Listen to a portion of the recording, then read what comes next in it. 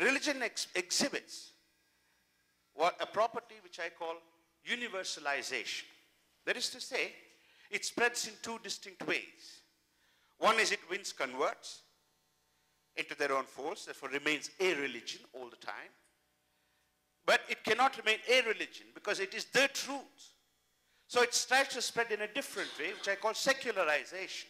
That is, Christian doctrines spread and get accepted by those who are not Christians because they are covered by a secular cloth. They're covered by a secular mantle, a secular coat. This process is secularization. So religion actually, you should look at religion in both its effects. It is not true to say that the secularization that took place after the Enlightenment was a fight against religion. Yes and no.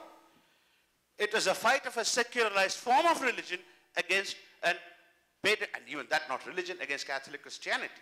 Because if you look carefully at what the French Enlightenment thinkers wrote, or Scottish Enlightenment thinkers wrote, and you know something about the debates between the Catholics and the Protestants, you'll discover something remarkable. Criticism of Enlightenment is nothing other than criticism of Protestant, except the criticism of Protestant is much better. So Enlightenment is not, they're not the sons of reason at all. They're simply priests in disguise. So the secularization, the modernity, as it's called, which is held to be the father of all ills in the world today, is actually something, is a process that's been going on for the last 2,000 years, at least in the West, with the emergence of Christianity. This dynamic, this double dynamic, secularization and proselytization, constitute the universalization. So when it spreads in secular guise, then Protestant doctrines become the foundations of society, like political philosophy. Liberalism is basically founded on Protestant theology. It's not some vague biblical claim. They're Protestant claims which they use to fight against Catholic Church. And they are the foundations of doctrine of secularism. The distinction between the sacred and the secular is drawn by a religion within a religion. And that's why it makes no sense to talk about transgenerationally or transculturally or transreligiously something called the sacred and the profane, the sacred or the secular, the temporal and so on and so forth. Because these are all divisions drawn by a religion in the process of its development. And that is a question I asked to Tim yesterday. That what is called binaries, these binaries are those that are created by the growth of religion itself, which in a way is a point he's also trying to make. Yeah? So, in other words, in this process, two things we have to keep in mind. One is that the Indian intellectuals never did have access to the framework and the language which embedded this theological concept which they took over. Therefore, their own world stops making sense to them, whether they are here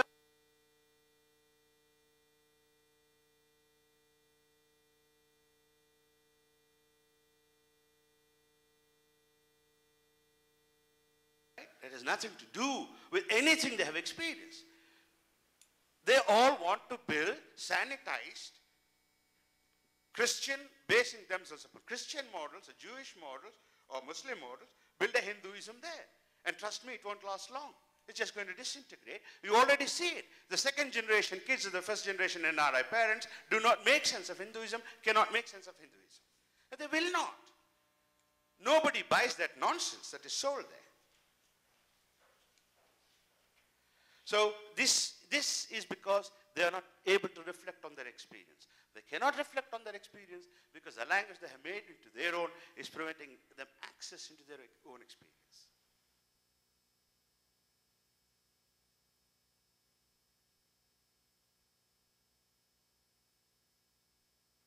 What would happen if it is the case, which Polly repeated today, what would happen if it is the case that religion doesn't exist everywhere, but only in certain places? And like, for example, India is a country or a culture without religion. Incredibly fascinating questions begin to open up. Both about us and about the West. Not questions like, if we don't have religion, what else do we have? Because it's like saying, if we don't have Cyclops, what else do we have? No, no. How do we go about in the world? What is puja to us then? Not the meaning. What does this act mean? Is it a part of another kind of a gestalt? What were the Indian thinkers thinking about in the last 3,000 years then? What were the questions they were trying to ask? Is there anything called tradition in India? In that case, what are the central preoccupations? What are the central concerns? Why did Shankara write the book he wrote? What was he addressing? Was it really a problem of God? A concept doesn't make sense to us? Or was he saying about something else? What were the Madhvas fighting with the Shaivas about? In other words, a whole series of questions for which there will be no ready-made answers.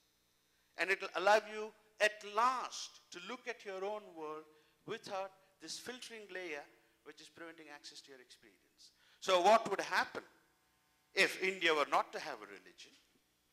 Extraordinarily exciting things will come out. That's what's going to happen. There's nothing to be ashamed about it, because even the shame, you should like to remember, comes from Christianity. One of the anthropologists, Edward Taylor, asked the following famous question in 1898 or 1901, I don't remember. Which nation is so barbarous, which people so uncivilized that they have not heard of religion or God? End of citation. So it is as though having a religion is an index of culture. It is not. It is an index of culture if religion is identified with culture, which in some sense is what's happened in religions which have cultures. So in that sense, exciting period would open up in terms of research about India itself. Something else will happen, which is even more important for us. You see, we can, in one sense, which is what I have also done, look back at our predecessors, not merely Indian ones, European ones, they're also our predecessors, and say, oh, they were all wrong. Of course, it's a privilege of any generation to look back and criticize its earlier generations. And they can't reply, and you will always win the game. But apart from that, there's something more important that we should do. One, why did they make these mistakes so systematically?